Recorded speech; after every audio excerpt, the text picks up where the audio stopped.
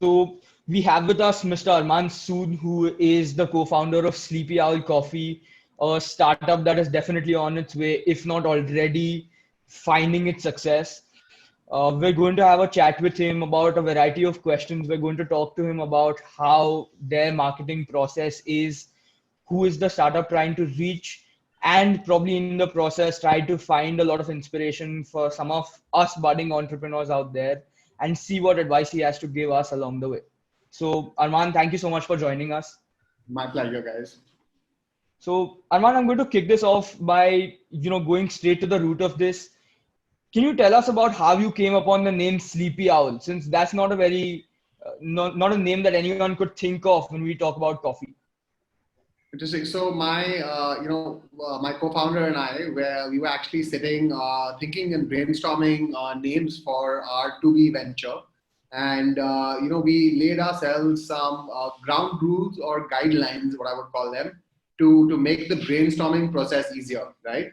So the rules were random to us. We said we want two words. The brand name should have two words. It shouldn't have one word.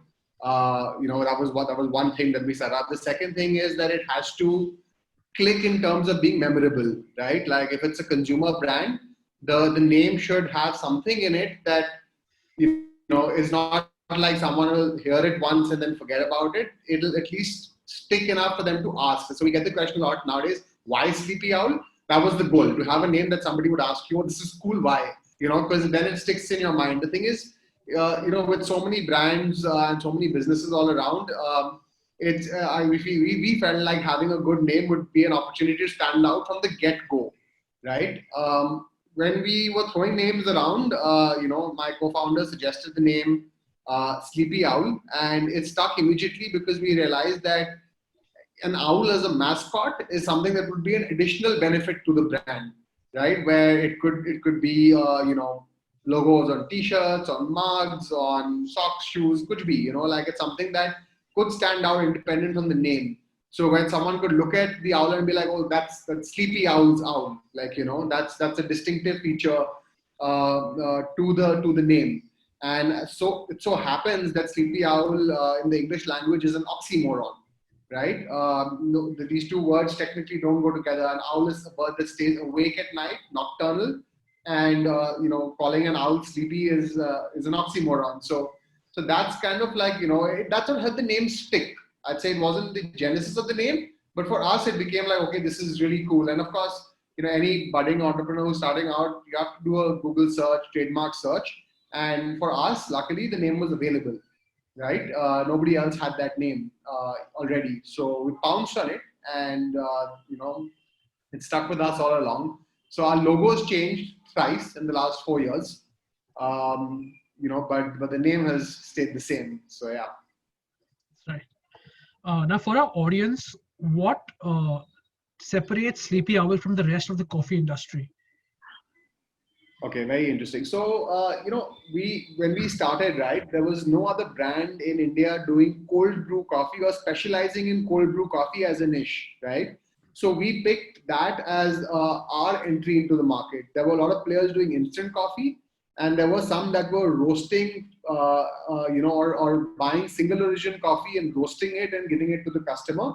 So we felt like these two pockets already are taken in some way, where instant coffee is dominated by Nestle, Brew, Davidoff to some extent, like the bigger corporations, and the freshly brewed coffee market in terms of selling beans was dominated by a few people that were doing, who focused on the roasting bit of it, right?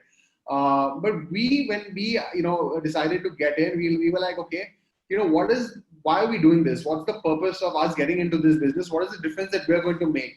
And we identified very early on that instant coffee is not great quality coffee, but selling beans to an Indian customer would involve a lot of education in terms of how to brew, right? And we decided to, get into a space by solving that problem that, okay, guys, you can have a freshly brewed cup of coffee that doesn't involve the complexity of actually brewing it, right?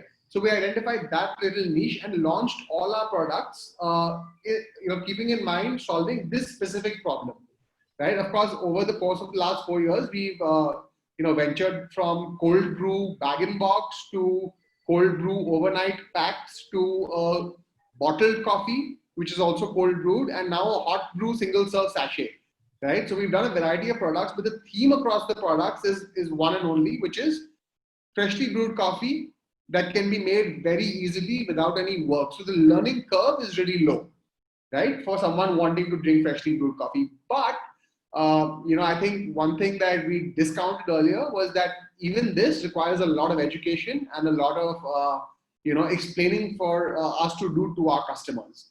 So our marketing efforts have always then revolved around that we still have to educate on how we're better than instant coffee, how we're as tasty as a freshly brewed cup, and we fall bang in the middle.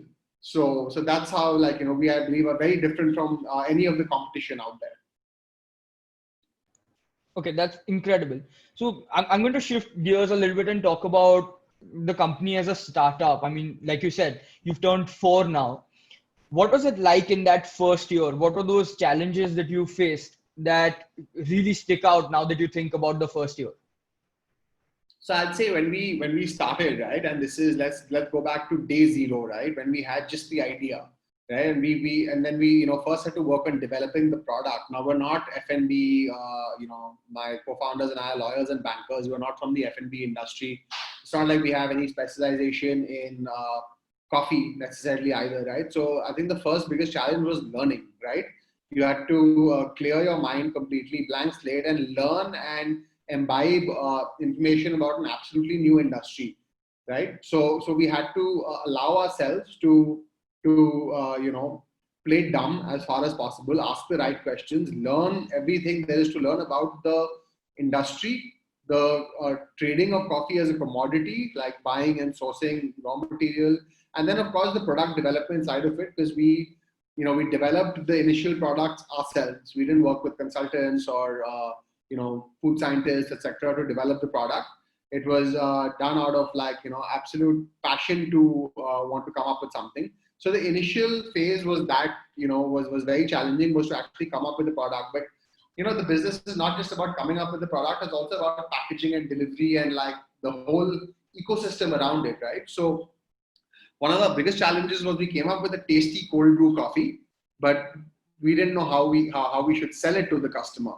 And that became a challenge because we were actually brewing, our first manufacturing facility was our living room in Dwarka, where we were living in Delhi, right? And when we were, we were like, okay, without pumping in more money in, say, doing a bottling line or, a Tetra Pak line or how do we package this product? And that's when our research took us to this concept called bag and box, where it's a simple 1.5 liter or whatever volume you want. It's a bag that you put into a cardboard box and it has a tap.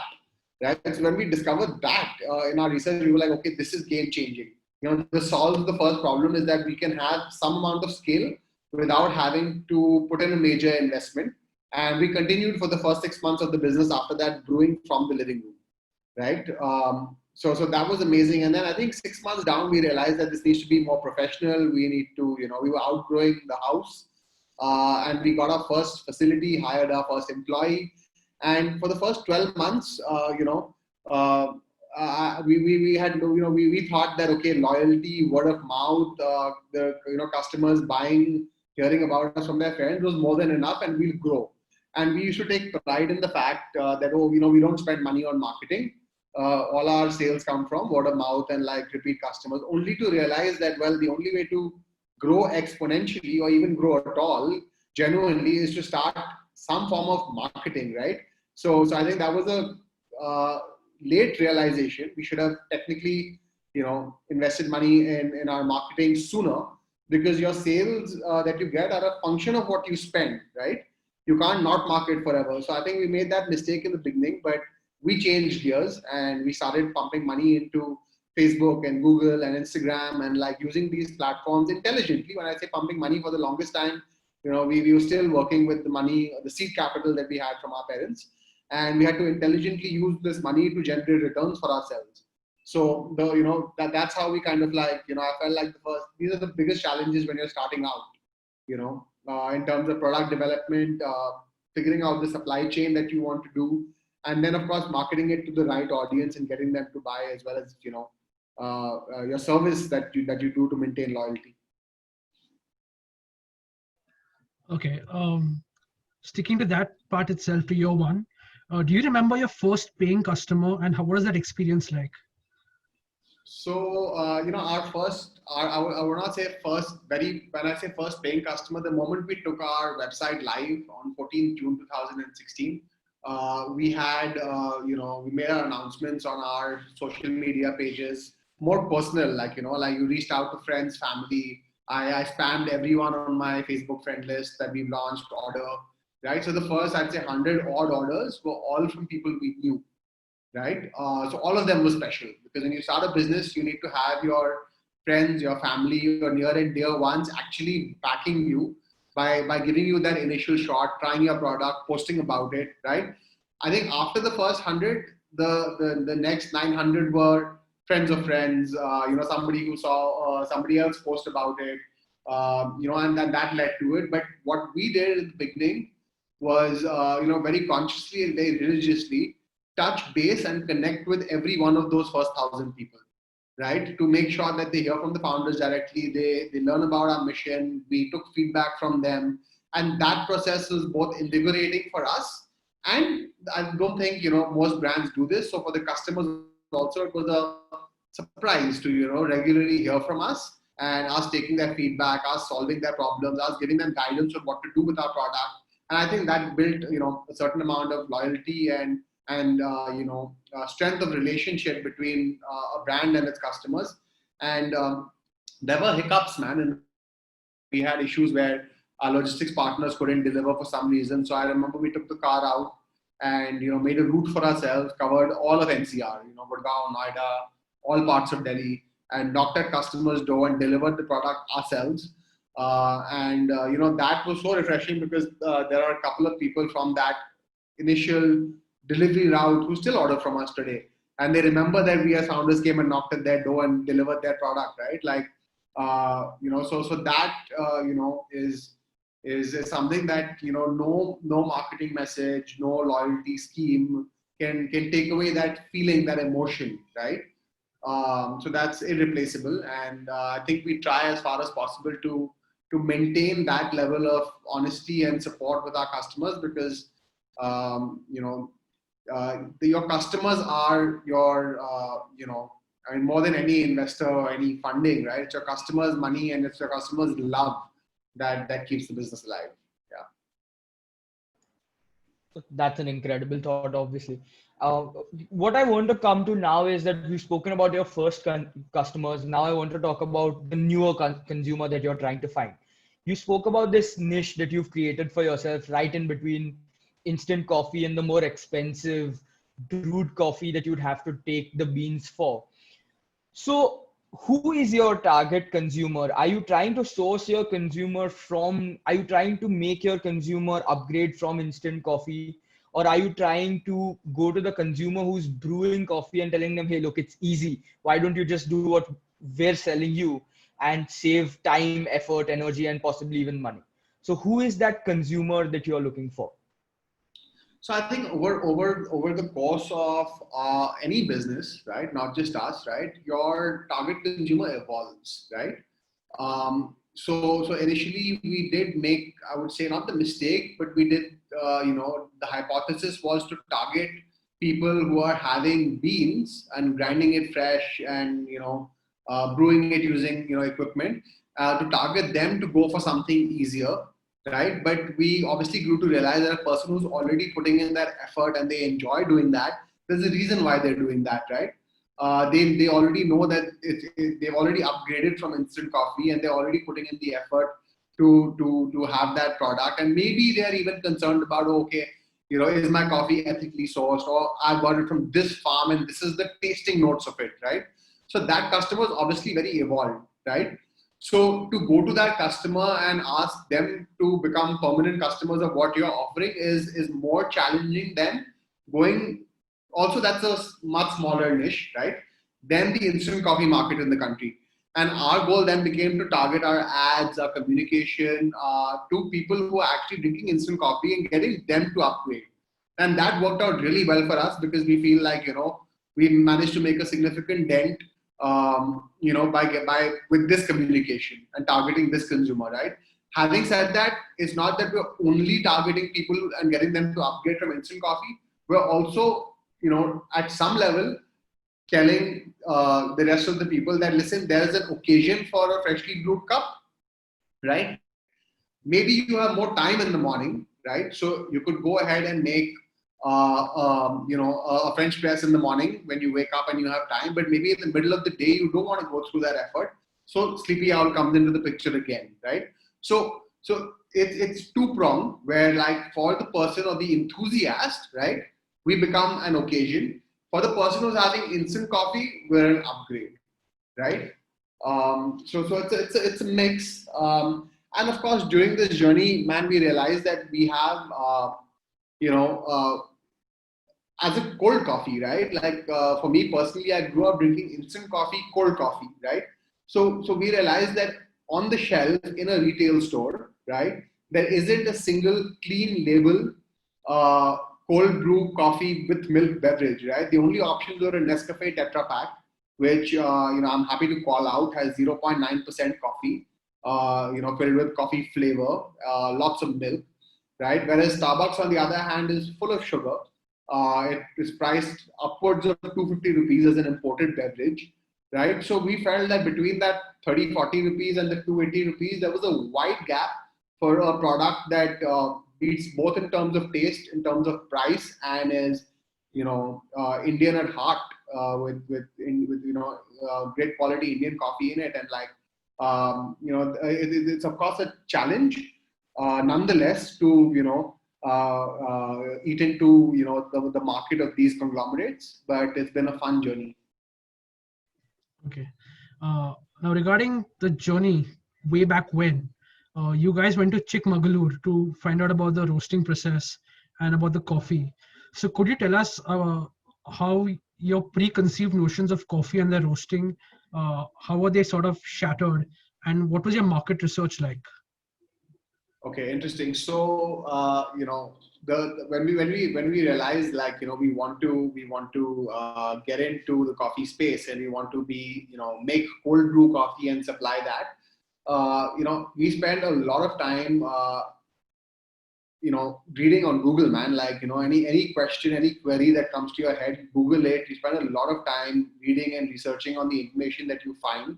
Of course, as lawyers, we were trained to read vast amounts of information and find like what's most relevant to the question you're asking, right? And then we were also very free in terms of writing to coffee companies around the world, asking them about their processes, their sourcing, what they do, how they go about it. I'd say 7 out of 10 times no response, but the 3 people that responded were absolutely phenomenal in sharing insights with us that they had gained practically, right? I was speaking to someone today who used the term collective intelligence or collective wisdom, right? So what these people had in the UK and in the US, they were not shy to share it with 2 young people from India who just happened to email them. Right? And that information and knowledge was invaluable. When it came to finding out, of course, the basic Google search will tell you that Coorg and Chikmagalur are the coffee growing regions of India, and a lot of the great quality coffee is exported out, right? We went on competitor websites and contacted the farms that they were sourcing coffee from and started cold calling those farms, right? Trying to get someone to just pick up the phone call. We were lucky when one gentleman picked up the phone and said, I'm happy to host you in Chikmagalur at my house, and I'm happy to guide you and take you on a coffee farm tour and like give you whatever you want to learn about coffee. And I'm happy to also consider working with you guys. So when we reached Chikmagalur, we started talking to people, visiting some coffee roasters, and then we met this gentleman who took us around. And like I said, man, like we went there, not pretending to be cocky know-it-alls. We instead were the opposite. We were humble, and we said we know nothing, right? Which is not always the smartest thing to do, because you could be taken for a ride. But we were honest with people, they were honest with us, and we learned absolutely whatever we needed to. So all our market research was done there. Understanding, okay, coffee is harvested this time of the year. This is how the coffee bean trades. This is the cost of coffee as a green bean. What happens when it's roasted? What happens when it's ground? How long is it fresh for? How often do we need to buy? So our suppliers are the ones who educated us about the market more than anybody else. And from then on, it's been the learning has been continuous, and market research has been continuous. In terms of, if you ask me, like, what market research did you do to understand the size of cold brew coffee in India, or how big is the market? What's your potential? We didn't do anything. We jumped in heart first, head second. So we were like, we're doing this, small or big. Rest is like, we'll figure it out. And I think now the only downside of this is that we are creating a category, right? We're chasing, something that doesn't exist, and we're making it big. So it's slower, right? If I started an underwear, if I'd started an underwear company in 2016 and researched the market size of men's underwears in India, I'd be maybe doing 10x the business I'm doing now. But that wasn't for me, right? Like, it was different. So on that, very note of market research, we've come to understand how the entire company's foundation was set with research by you guys. What I want to know is, and you spoke about this, you said that it's very difficult to change typical consumer behavior, especially going from the instant coffee market, and considering that Sleepy Owl is a greater product at a slightly higher price point. How are you going about changing the consumer behavior? What is Sleepy Owl's strategy to change that consumer behavior? And how much of a role has the evolution of your packaging and products played into that factor? So, I think if I were to think, why do people drink instant coffee, or why do people serve instant coffee, right? Two reasons. One, it requires little or no training in terms of what to do and how to go about it, right? Second is the price point. It's extremely cheap, right? So obviously, like, in our marketing and our communication, right, we've portrayed, and which is true, like, instant coffee to be the enemy. It's the devil, right? Like, you don't drink that, right? If you drink that, we will look down upon you, and then we're convincing other people to look down upon people that have instant coffee, right? So it's almost like, if you're not drinking Sleepy Owl, you're missing out. If you're drinking instant coffee, you're not my friend. Like, I don't know you, right? So we kind of gone ahead and tried to create this aura in a truthful way, that what you're drinking is not good, right? It's time to evolve. It's time to upgrade. It's time to be with the times, right? So we one of our early goals was, coffee is not just addictive, it's also a talking point, right? Like, how often do you tell someone that मैं ये साबुन use कर रहा हूँ? You don't, right? Like, it's not something that's really heavily discussed. But yes, among a friend circle, what coffee you're drinking, or what tea you're drinking, or where you're eating pizza, right? It's like something that's thing. Now, if you tell someone in today's day and age you're still eating Pizza Hut, then I'm sorry, you haven't evolved. You don't know what's up, right? And it becomes a matter of, I wouldn't say class, but it becomes a matter of, like, having slightly more refined taste buds. Let's just say that, right? So you have to create this feeling, of, let's say, FOMO, right, among people. So what happens then is, like, one person in a group of 5 has Sleepy Owl, understands its benefits. He becomes the evangelist for everybody else, right? We don't need to tell his friends. He tells his friends, this is tasty, this is good, this is affordable. You have to try it. You have to try it. You have to try it, right? Soon enough, like, from that group of 5, 2 or 3 will cave in and will try it, right? And then it all goes back to your product and service. Like I mentioned this earlier also, like, you have to have a great quality product, and you have to be doing great quality service, right? If you don't have a good product, you don't have good service, your marketing efforts, your packaging, your communication, none of that matters. To answer Devam's question specifically, we have, over time evolved the communication on our packaging to make it simpler for the customer to understand what to do with the product, right? and we use the packaging and our online video and photo marketing to communicate the ease of use, to make it visually appealing for them to try it, right? To make it look delicious, right? Because again, when someone sees you on social media, you need to look pretty or delicious, and to create in their mind the feeling of craving, right? Oh, okay, I really want this, right? But after that, like, it's your product and its service that speaks for itself. Okay. Right. So before we go ahead with the next question, uh, we know that Sleepy Owl Coffee is a B2C business at first, and though there's also a slight retail aspect to the coffee business that you're in, and this is a fact that we hear a lot. If I don't know if people watch Shark Tank or anything else, but on the retail space, they often say that you have 2 seconds or less to capture the attention of the consumer. So how are you planning to stand out? Have you all made that sort of special efforts in the retail space to sort of stand out in that shelf amongst all your competitors and capture the attention of your potential consumer in that very short span of time? So yes, there are a couple of things that we've done. One is, if you go back and look at our initial product, which is unfortunately available only in Delhi NCR, which is the bag-in-box coffee, right? So it's like a big 1.5 liter box filled with cold brew coffee in it. That was game changing for us in retail, especially because when you go on a retail beverage shelf, right, you see bottles, cans, and Tetra Packs.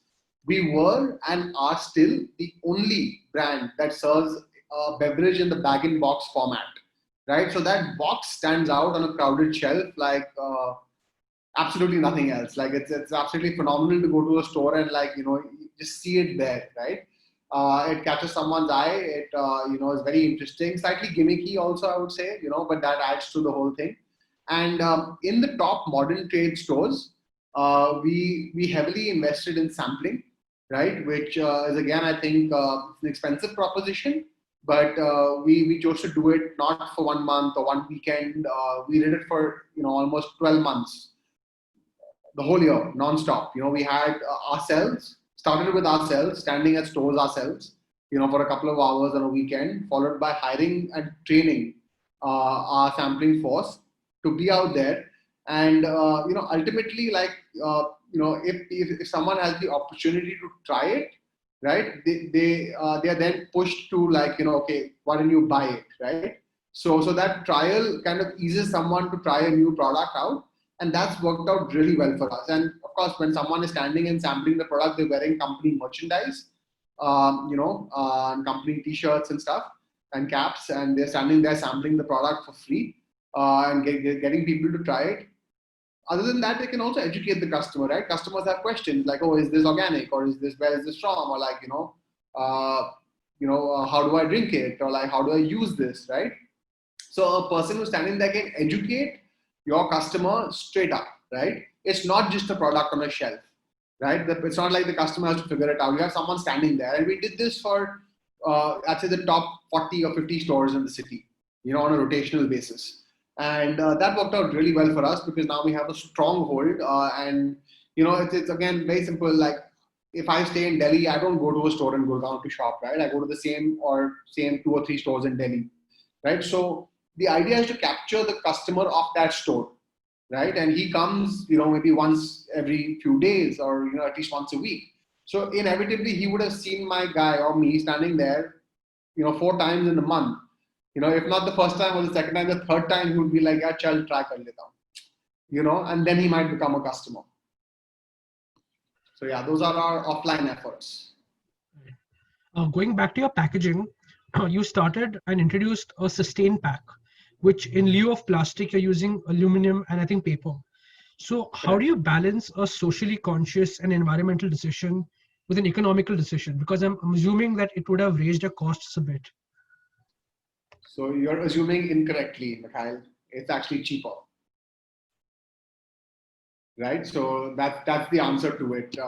It's cheaper than what we were buying before, which is the best part, and at the same time, environmentally conscious. I don't think our decision to go environmentally conscious was based on price at all. We're lucky that it's cheaper, but if it was more expensive, we would have still done it. And Of course, if it was double or triple the cost, maybe not. But if it was 10% higher, maybe yes. But cost is 10% cheaper, which works out. But it was just the idea that, like, who is our customer? Who are we targeting? What is their behavior? What do they want? What do they like? Right? And to be honest, not all of our customers care, right? But for the few that do, they love us, and they reached out to us and they told us that they would appreciate this and they would want this, and we do it for them, right? And effectively, it benefits everybody, including the environment. And having said that, like, it's a big win, man. Like, overall, whether it's it goes without saying, from a brand building perspective, it's a great decision, right? And we're the first to do it in our space. But beyond brand building, it just builds a lot of customer happiness and loyalty. Whether, like, okay, now, like, I would love to buy more of Sleepy Owl because I feel less guilty. So we've spoken about your customers and what you feel towards your customers, and of course, you all are a very passionate brand when it comes to being consumer centric. What I also want to talk about is the supplier facing side and the internal company ethos. As in, what is the ethos that the company follows? What are you looking for when you hire, per se? What is an employee? Who is an employee at Sleepy Owl? What are their ideologies? And how do you maintain your relationships with the people that are supplying you the great coffee that eventually turns out to be your product? Lovely. So, so I'll answer both parts. So the employee part, so we have a very solid internship program that we do every summer, right? And we encourage, it's a very difficult program to get into because we interview over 150 people. And we hire 3, right? So it's an extremely tough process. Every year the number varies, but we don't hire more than 3, and we interview between 100 and 150 people. And the 3 people that make it, are given absolute freedom to contribute to the organization. And what's happened, fortunately for us, is most of our hires have come out of an internship program, right? So they already know us, we already know them. They understand the culture. They understand what it takes to be at Sleepy Owl. And, most of our core employees have come from our internship programs, right? Other than that, we have 3 principles that we abide by and we expect everybody to abide by. It's honesty, hard work, and initiative, right? Honesty, because there are no 2 ways about it. Hard work, because that's the bare minimum you can do, right? And initiative, because you have to go beyond what you're told to do, right? And you have to look for problems to solve and go ahead and not just in your own work but also in other people's work around you, and take that extra initiative, right? So we ensure that, like, a new hire on their first day, they're taken through these 3 principles, given long lectures about it, and we try and imbibe in them that this is the bare minimum that they need to do at Sleepy Owl. And from the supplier side, we have worked with a lot of people in the last couple of years. Even if and when we stopped working with someone, I guess I would like to say that our relationships with suppliers we've worked with and started and stopped working with have always been fairly positive, right? They've been good relationships because there's been authenticity and honesty in business dealings in general, right? You never want bad karma on you, right? Technically, right? You never want to screw someone over, so on and so forth. So, of course, in the supplier-buyer relationship, there's always drama, there's always delays, there's always trouble. That keeps happening. But I'm proud to say that for most of our core packaging material and for our coffee, as well as for our filter paper, we've had the same supplier for over 2.5 years now. And I think that in itself is a sign of how the supplier-buyer relationship with Sleepy Owl is. Okay. Speaking about your employees, this is completely anecdotal, but turns out you have phenomenal customer care service. I think I've read that you had a few customers in the US and you were not able to deliver to them. So you recorded all the emails and you put an email blast which said when you had product, you sent it to them? This So is that for was in US actually. So that was basically that was Bombay. okay. So what we did was, when we started getting popular, I'd say on social media, right? And at that time we were only supplying in Delhi NCR. We weren't supplying beyond Delhi NCR. But we continuously get requests from people in Bombay, Bangalore, etc. To send them product, right? And we didn't have anything, and that's what got us thinking, on how do we grow geographically without having to take the team and the company geographically, right? So that's what led to the birth of our cold brew packs, which you'll find on our website.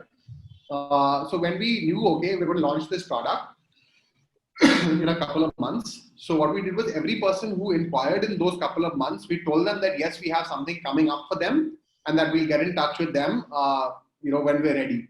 So we managed to collect over, I think 750 email IDs in the process of thing. And when we launched, we emailed the 750 people saying that, okay, now we have a product ready for you. And most of them ordered to try out our product. So that you could call that like a smart pre-launch, activity that one can do, right? Without turning people away. So that helped us definitely. Okay, so I think that brings us to the current scenario, the pandemic, and sort of the elephant in the room. How has COVID affected the business of Sleepy Owl? Has it turned out to be a positive thing, considering that people are at home and even cafe goers are seeking their quality coffee dose at home? Or are there some negatives to it? So if you could tell us a little bit about how Sleepy Owl is dealing with the pandemic. So, the pandemic has, unfortunately or fortunately, benefited Sleepy Owl. I would say, the pandemic has been a blessing for Sleepy Owl, honestly, because it's allowed all those cafe goers who, would ideally get their coffee fix from a cafe to now either discover Sleepy Owl or keep Sleepy Owl in their home as a backup, and it's obviously really helped us out. It's also helped us understand, because in the beginning of the pandemic, even though we were supplying via our website, we toned down our marketing spend and our acquisition of new customers, right? And we realized that, more than 50% of our sales at that point came from more than 60% of our sales came from repeat customers who had bought once from us in the past, So that again gave us the idea that, okay, we have a strong retention, strong loyalty, and that we can, do our marketing efforts and our growth efforts very intelligently, right? So we, without having to spend as much in marketing, we have seen significant growth in the last couple of months, right? And, people have grown to trust us for our regular service through the pandemic. We haven't stopped serving even for one day. We crafted and branded ourselves as an essential commodity wherever we were asked, wherever there were issues with police or rules or regulations, we made it clear that this is an essential commodity and that we will not stop supply.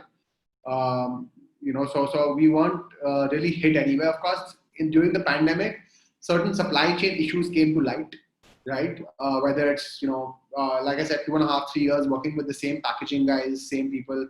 So even if one factory or one person was shut or not open, right, we were in a fix, right? So now for everything we have reliable backups, reliable alternatives, where we can go to for any situation. So that's been helpful, because we're okay, we have to make ourselves more strong and less susceptible to anything that comes our way, right? So yeah. Okay. You've also stated that entrepreneurship is like jumping off a cliff and without a parachute and building it along the way. So what does a landing point look to you?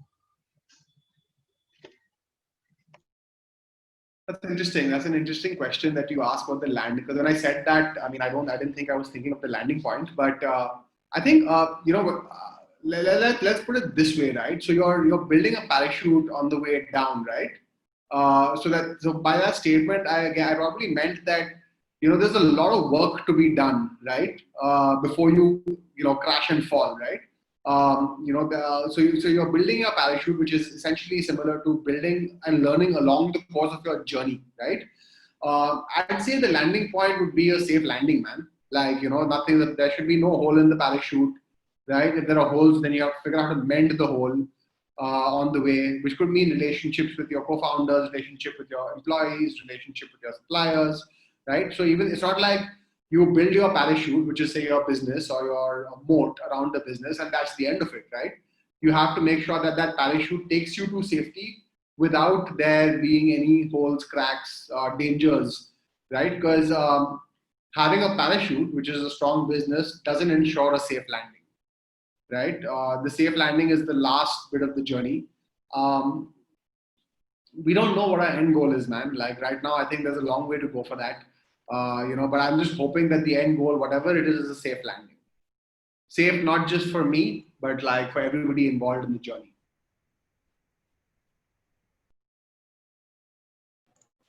That pretty much brings us to the end of this conversation, and we've had an absolutely incredible time, talking to you and having you answer our questions this freely.